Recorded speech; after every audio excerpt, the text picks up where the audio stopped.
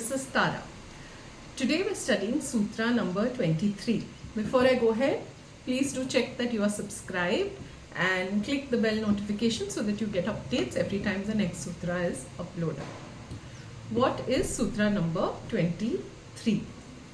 īśvara-praṇidhānāt-vā. It's very short and seemingly easy one. As we have learnt with Patanjali, nothing is actually easy, least of all the asanas. So Maharishi Ved Vyasa explains it as awe, by feeling the omnipresence of God.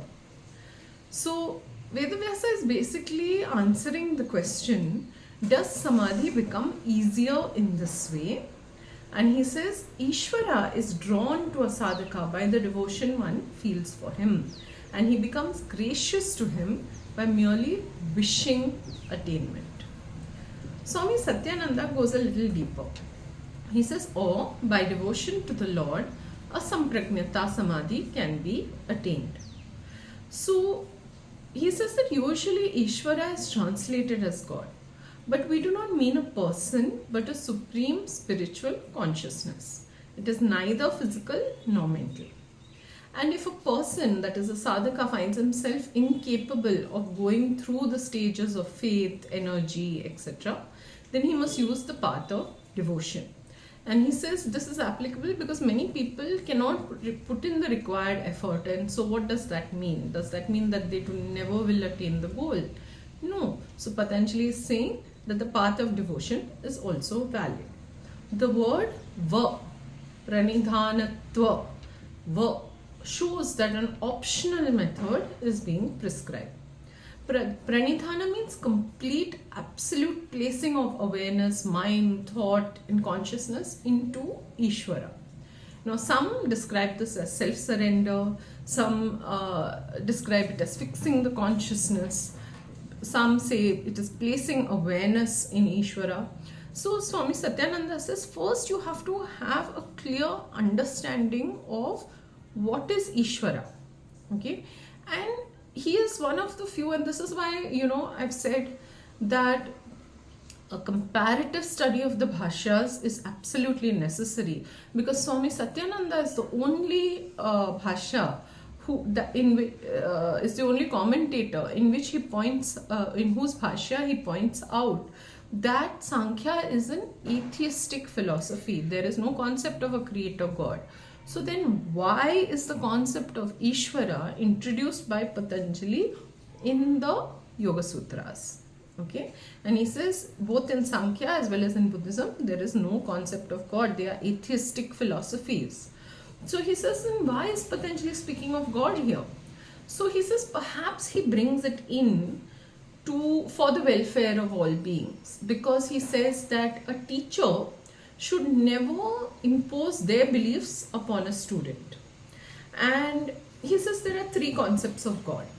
First is one in which God is not different from the individual. So Atman is Paramatman. That is the first concept of God, according to Swami Satyananda. The second concept of God is God is in the heart of man, so you don't need to look for him elsewhere. He is inside you. And the third concept is dualistic, in which God and man are separate. So until you have a clear idea of what is this Ishvara, what is the concept that you believe in, and because it is Sankhya, you are not obliged to believe in a God. You cannot sort of use this precept or this principle with clarity. And I just wanted to point out here that it shows what a great teacher Swami Satyananda is, because a true teacher will lead you to question, will lead you to understand, will point out the contradictions and ask you to use your insight. And what you arrive at the end of that process of questioning may be the same as if you had taken an assumption, okay, God exists, end of story. It is not that you have to arrive at a different answer. You may or you may not. But the point is, a true teacher will allow you that process of questioning, because only by your own process of questioning will you arrive at an answer that you are convinced by, which is probably far more important than what is the question and what is the answer. So this is why the Buddha is, such a great teacher. It is not that the concept of shunyata did not exist. It's not that there were Buddhas before him, there were Buddhas after him. But why is he such a great teacher? Because he held no assumptions. There was no sacred ground, including himself. He repeatedly in the sutras told his students, question me, question everything I'm teaching you. And that is kind of what you're seeing with Swami Satyananda here, which is, I want to point out a very, very rare aspect in a teacher. There is a good teacher will never be telling you this cannot be questioned because it says so, in the text. That's it. You have to believe. Where is your devotion? He will not shame you for asking a question. So Swami Satyananda is, I want to point out very clearly here that he's pointing you to a contradiction, and he's saying, think about this. Why is it the Sankhya is an atheist philosophy? Why is Patanjali introducing the concept of Ishvara here? Until you understand, question, provoke yourself to think about it, seek the answers, you will not be able to put this sutra into practice. So it is very, very important for you to understand how to use the sutra and the bhashya. Swami Vivekananda gives you a straight up explanation, or by devotion to Ishvara you can attain samadhi. BKS Iyengar says, or the chitta may be restrained by profound meditation upon God and total surrender to Him. He says to contemplate God, to surrender oneself to Him, is to bring everything face to face with God. Pranidhana is complete surrender, surrender of ego, surrender of virtuous actions, non-virtuous actions, pain, pleasure, joy, sorrow, miseries, everything, just surrender to God. Through the surrender, the ego is effaced, and grace, he says, will pour down like torrential rain, which is currently pouring outside my window. Okay. So Osho says, translates it as success is also attained by surrender to God. And Osho calls it a footnote. He says, Patanjali is saying, oh, you can also do this. Okay. So this is the path of will, effort, intense, sincere, total. But what he's pointing out is that paths differ, but they cannot differ absolutely. So whether you're taking the other path or this path, Osho says, what you're being asked is for totality, a complete surrender. Either you surrender to the path of practice or you surrender to God. And that is what Patanjali is trying to say to you, that whichever path you choose, what you surrender to is not the point. The point is surrender. And therefore Osho says the path is actually one. There are no separate paths. Okay. So he says, don't bother about the result. If you miss one time, don't get depressed. Even the Buddha has known to, experiment, search, seek many times, miss many times. Sometime in some unknown manner, the whole existence culminates to help you. Sometime in some unknown way, you hit the target exactly the right time that the door opens. But you have to keep hitting. You have to keep hitting many times. And he says many of us miss. And that is this process of seeking. What is surrender to God? How can you surrender? How will surrender become possible?